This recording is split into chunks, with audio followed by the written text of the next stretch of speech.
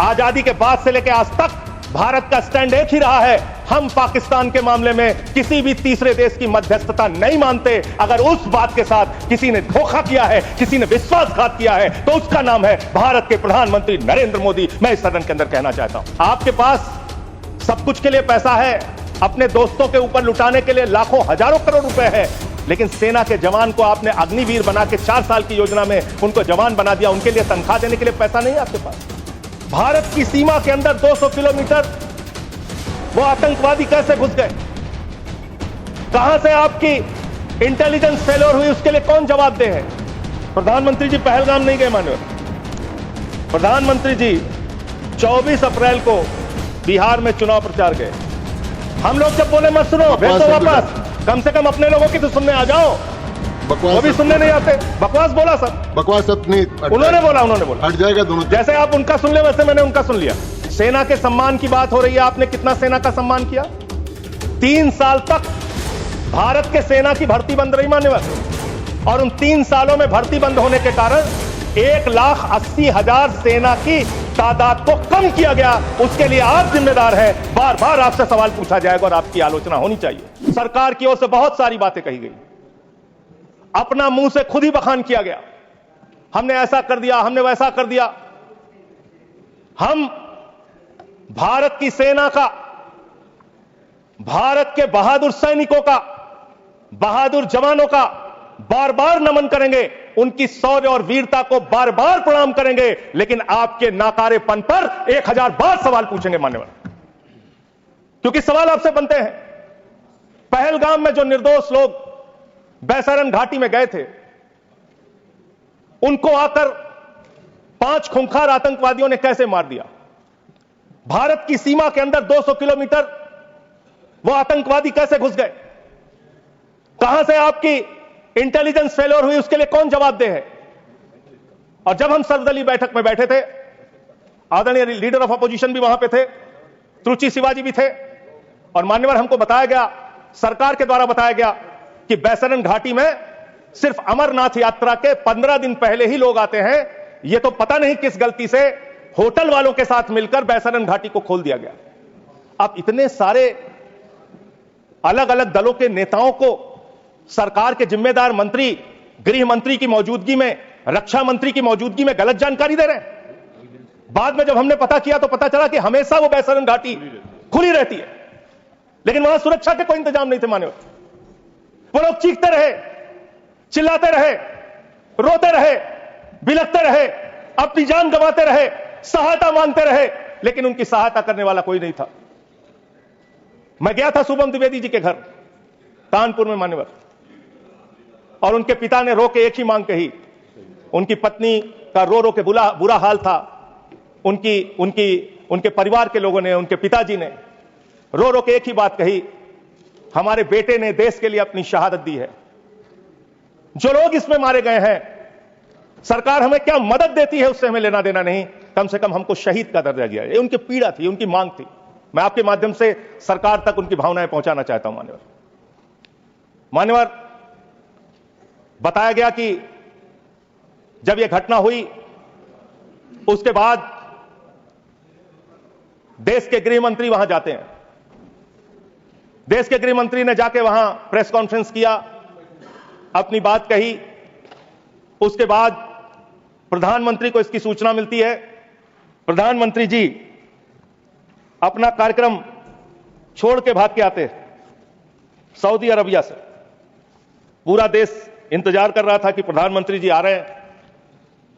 प्रधानमंत्री जी निश्चित पहलगाम जाएंगे। प्रधानमंत्री जी पहलगाम नहीं गए मान्यवर। प्रधानमंत्री जी 24 अप्रैल को बिहार में चुनाव प्रचार गए।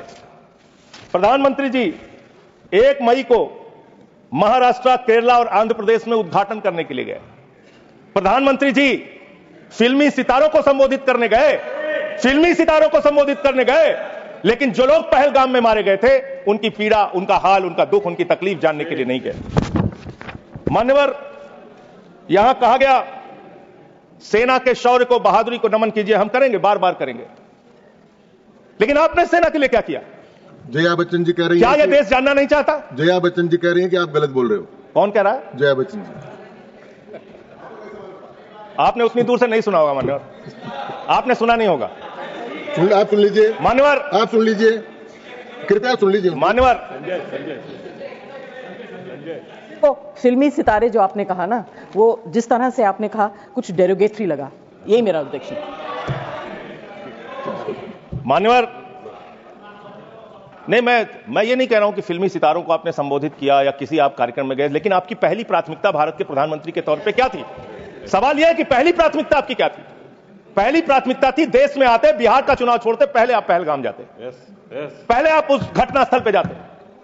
हमारा सवाल यह है, अभी तिरुचि शिवाजी बहुत दुखी थे, कह रहे थे प्रधानमंत्री कहां है, सदन में क्यों नहीं आए, प्रधानमंत्री कहां है, प्रधानमंत्री कहां है?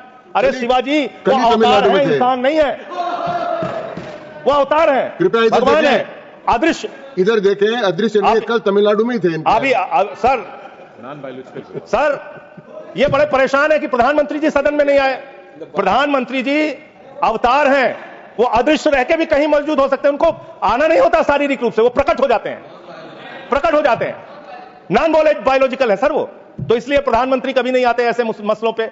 18 घंटे काम करते हैं प्रधानमंत्री, लेकिन इतने गंभीर विषय पे दोनों सदनों के अंदर चर्चा हो रही है। 18 घंटे काम करने वाला प्रधानमंत्री 2 घंटे भी दोनों सदनों में क्यों नहीं है? यह सवाल हम लोग पूछना चाहते हैं। आपको इसका महत्व नहीं नजर आता? आपको कह रहे हैं आपकी बात सुनने के लिए नहीं आना चाहते, राजनाथ सिंह की बात सुनने आ जाते। ये लोग भी बकवास करते हैं।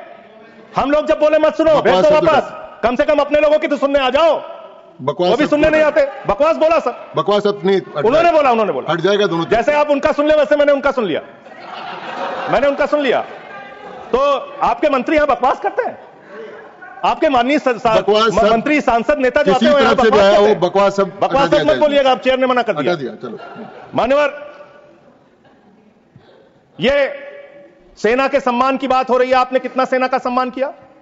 3 साल तक भारत के सेना की भर्ती बंद रही मान्यवर, और उन 3 सालों में भर्ती बंद होने के कारण 1,80,000 सेना की तादाद को कम किया गया। उसके लिए आप जिम्मेदार हैं। बार बार आपसे सवाल पूछा जाएगा और आपकी आलोचना होनी चाहिए। आपने भारत की सेना में भर्ती होना, वो चाहे उत्तर प्रदेश का नौजवान हो, चाहे बिहार का, चाहे हरियाणा का, चाहे राजस्थान का, चाहे हिंदुस्तान के किसी कोने का हो, उसके लिए गौरव और सम्मान की बात होती थी। सुबह 4 बजे उठ के दौड़ लगाता था, मेहनत करता था, उसकी मां दूध पिला के तैयार करती थी अपने बेटे को कि कभी जरूरत पड़ेगी तो अपने प्राणों की आहुति देकर भारत माता की रक्षा करेगा। ये आपने उस जगह पे 4 साल की नौकरी कर दी। आप सेना के सम्मान की बात करते हैं। आपके पास सब कुछ के लिए पैसा है, अपने दोस्तों के ऊपर लुटाने के लिए लाखों हजारों करोड़ रुपए है, लेकिन सेना के जवान को आपने अग्निवीर बना के 4 साल की योजना में उनको जवान बना दिया। उनके लिए तनख्वाह देने के लिए पैसा नहीं है आपके पास। बीएसएफ के जवान, सीआईएसएफ के जवान, पैरामिलिट्री फोर्सेस के जवान, उनको पेंशन देने के लिए पैसा नहीं है, शहीद का दर्जा देने के लिए पैसा नहीं है आपके पास। आपके पास सीआरपीएफ के जवान, उनके पास उनको पैरामिलिट्री फोर्सेस को आपको पेंशन देने और शहीद का दर्जा देने का पैसा नहीं है। आप सेना के सम्मान की बात करते हैं, आप सेना के सम्मान की बात करते हैं। मान्यवर, सबसे बड़ा दुख इस बात का हुआ, कल से कहा जा रहा है नहीं, हमने अपने आप सीज फायर डिक्लेयर किया, हमने अपने आप सीज फायर डिक्लेयर किया, इसमें किसी तीसरे देश का हस्तक्षेप नहीं है। आजादी के बाद से लेकर आज तक भारत का स्टैंड एक ही रहा है, हम पाकिस्तान के मामले में किसी भी तीसरे देश की मध्यस्थता नहीं मानते। अगर उस बात के साथ किसी ने धोखा किया है, किसी ने विश्वासघात किया है, तो उसका नाम है भारत के प्रधानमंत्री नरेंद्र मोदी। मैं इस सदन के अंदर कहना चाहता हूं, आपने उस भावना के साथ विश्वासघात किया है। मान्यवर, अमेरिका की मध्यस्थता आपने स्वीकार की, और मैं इसलिए चंद लाइनें आपके लिए कहना चाहूंगा कि तू इधर उधर की ना बात कर, तू उधर उधर की, आप ही का चेहरा आ रहा है सर, थोड़ा निर्देश दे दीजिए, आप ही को दिखाए जा रहे हैं बार बार। तू इधर उधर की ना बात कर, ये बता कि काफिला क्यों लूटा। मुझे रहजनों से गिला तो है, लेकिन तेरी रहबरी पर सवाल है, आपकी रहबरी पर, आपके नेतृत्व पर सवाल है, और ये सवाल बार बार पूछा जाएगा।